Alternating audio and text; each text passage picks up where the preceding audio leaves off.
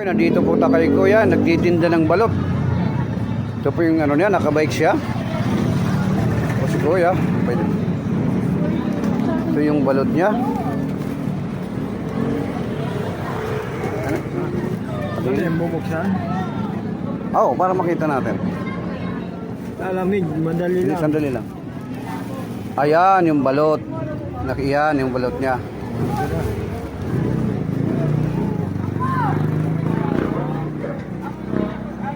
Matagal na ba tayo nagtitinda, sir, dito? Tagal na po. Ano na? 40 years. Wow! 40 years, titinda ng balot. Oo. Talagang Umpisa na mag-resign ako sa trabaho. Balot na hanip, ha? hanap buhay ko. Balot vendor. Ako si Milton.